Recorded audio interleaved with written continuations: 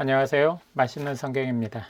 오늘은 레위기 3장 화목제에 대해서 함께 은혜를 나누겠습니다.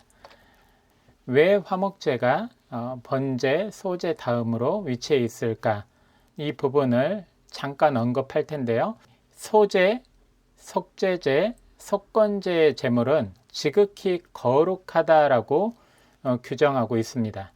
따라서 번제, 소제 다음에 지극히 거룩한 속죄제나 속건제가 위치해야 할 것 같은데 왜 화목제가 위치해 있을까?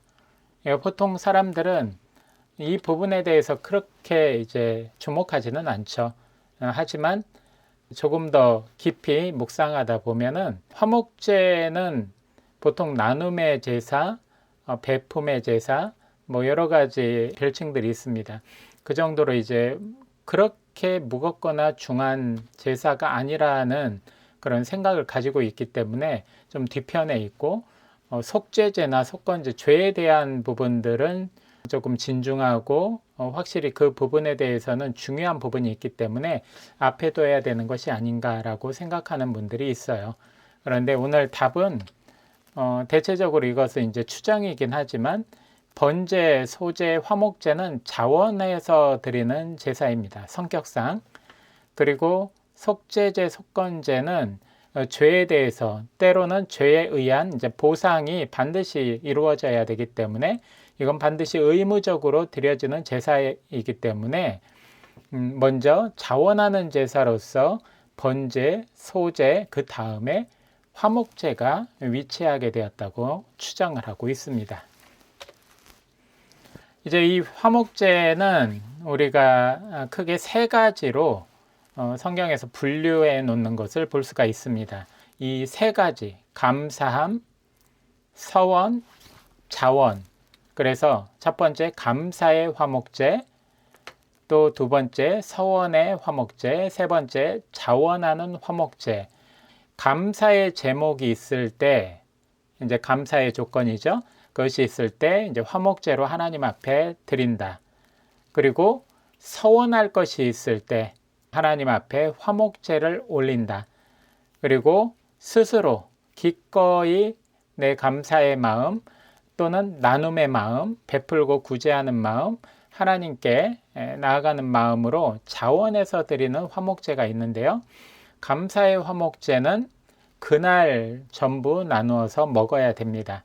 하지만 서원하는 화목제, 자원하는 화목제는 다음 날까지 소진할 수가 있습니다.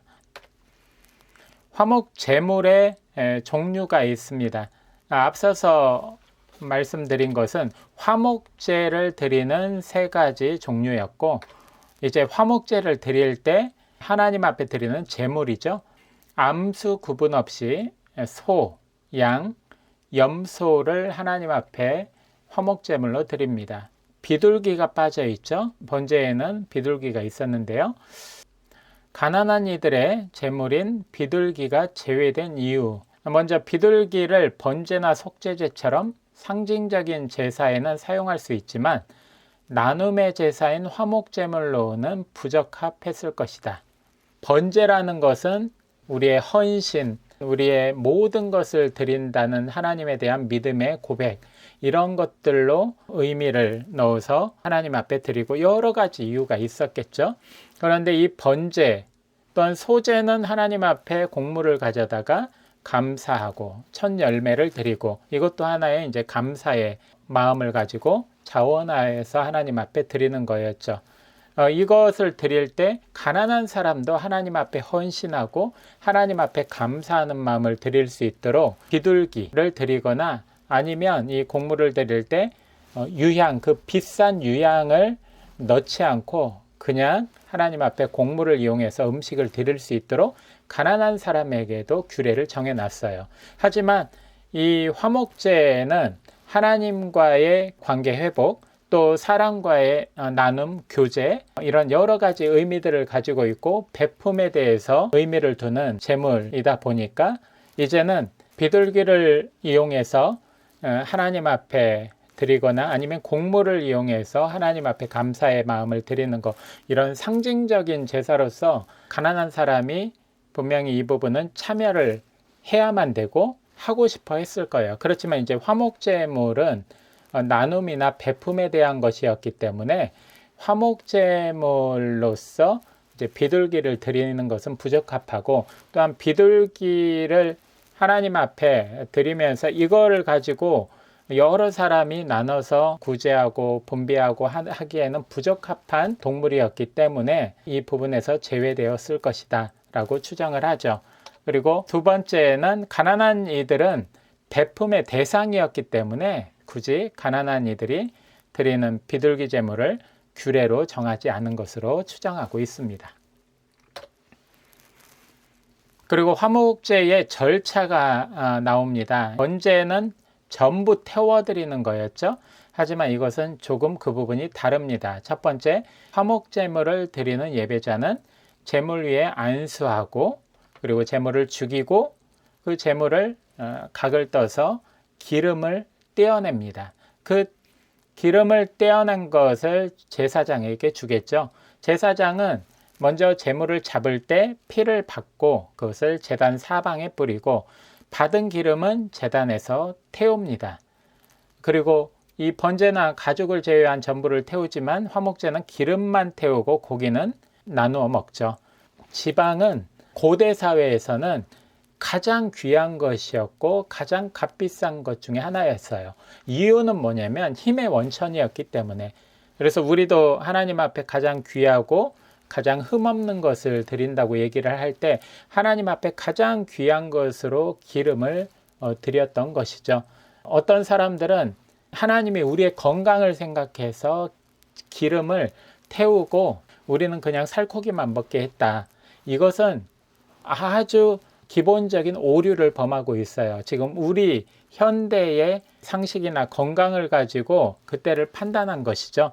하지만 고대 사회에서는 영양분도 충분하지 않았고, 그리고 보통의 사람들이 어떤 고기를 접하기도 힘들었고, 그리고 고기 중에서도 지방 부분이 체력이나 힘을 빠른 시기에 비축하기에 좋았기 때문에 고대 이제 그리스나 로마 이쪽에서 문서를 보면은 당시에 군인들 이런 사람들이 가장 선호하고 가장 귀하게 여기고 가장 소중히 다뤘던 것을 지방으로 여겼다고 합니다. 그래서 이 고대인들에게 기름은 가장 귀한 것, 그리고 힘의 원천이었기 때문에 그것이 하나님께 드려지는 가장 귀한 제물이고 향기로운 냄새가 될 수 있었던 것이죠. 나눔과 친교의 제사라고 제목을 적었는데요. 화목제라는 부분이 앞서 얘기한 것처럼 하나님과의 화목, 그리고 이 나눔을 통해서 사람과의 화목을 이루는 것이죠. 그래서 이 친교도 되지만 이 나눔을 통해서 구제까지도 이루어져요. 당시에 가난하고 힘들었던 백성들, 때로는 많은 종들까지도 구제할 수 있었던 가장 좋은 방법이 이 화목제사였죠.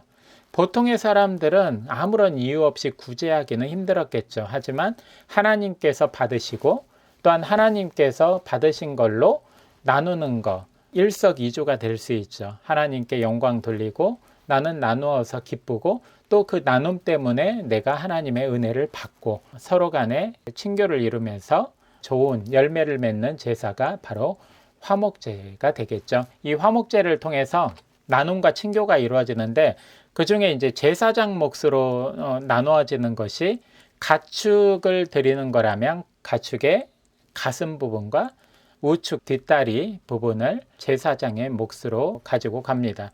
그런데 굳이 우측 뒷다리라고 적은 것은 왜 그러는지 이유는 나와 있지는 않습니다. 빵도 종류대로 하나씩 제사장의 몫으로 돌아갑니다.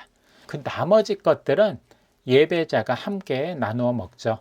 그래서 화목제를 나눔의 제사 또는 친교의 제사라고 부르기도 합니다. 화목제의 의미가 여기에 나와 있는데요. 먼저 레위기 3장 5절과 11절에는 이는 화제라. 이 화목제는 화제인데 여호와께 향기로운 냄새니라. 여호와께 드리는 음식이니라. 이 화목제는 하나님께 드리는 향기로운 냄새이며 하나님께 드리는 음식이기도 합니다. 그래서 하나님을 향한 감사와 관계의 회복을 의미하죠. 하나님께 드려지는 그 화목제물로서의 음식, 그리고 하나님께 드려지는 향기로운 냄새가 되어서 하나님이 기뻐 받으시는 것이다. 하나님과의 관계 회복을 통해서 우리의 신앙을 다시금 다잡고 회복하고 그 관계 회복의 기쁨을 이웃과 나누는 것이 바로 화목제고, 그 화목제는 그래서 나눔과 친교의 제사라는 별칭이 붙게 된 것이죠. 모두가 나누어 먹으며 즐거워하는 제사이다. 이거는 신명기 27장 7절에 나와 있는데요. 화목제를 드리고 거기서 먹으며 내 하나님 여호와 앞에서 즐거워하라. 즉 화목제는 하나님 앞에 제사를 올려드리고 거기서 함께 나누어 먹고 하나님 앞에서 또한 즐거워하고 교제하고 그런 구제가 이루어지는 즐거운 제사가 되겠죠. 하나님과의 관계 회복을 기뻐하며 모든 사람들과 함께 나누는 제사가 바로 화목제입니다. 그래서 화목제는 전적으로 자원하여 드리는 제사이므로 나누는 기쁨이 배가 될 수 있었습니다. 특히 가난한 이들로 대표되는 노비와 레위인들을 구제할 수 있는 제사가 되었습니다. 화목제를 통해서 하나님을 향한 개인의 감사가 모두의 감사로 확정되는 것이죠. 오늘 화목제를 잠깐 나누어 봤는데요. 이 부분을 두고 묵상을 잠깐 해보겠습니다. 예수님은 하나님과 우리의 관계를 잇기 위해 스스로 화목제물이 되셨습니다. 예수님은 우리에게 하나님 사랑, 이웃 사랑이 가장 큰 계명이라고 말씀하셨습니다. 화목제는 하나님 사랑과 이웃 사랑을 가장 잘 나타내는 제사입니다. 예수님은 스스로 화목제물이 되어 하나님 사랑과 이웃 사랑을 실천하셨습니다. 우리도 거룩한 예배와 삶을 통해 하나님 사랑을 실천하고 구제와 나눔을 통해서 이웃 사랑을 실천하는 향기로운 화목제물이 되어야 할 것입니다. 잠언 19장 7절에는 이렇게 말씀하고 있습니다. 가난한 자를 불쌍히 여기는 것은 여호와께 구워드리는 것이니 그의 선행을 그에게 갚아주시리라. 아멘. 오늘 화목제는 이것으로 마치고요. 다음 시간에는 속죄제 첫 번째 시간으로 회개와 정결의 예배라는 제목으로 함께 은혜를 나누겠습니다.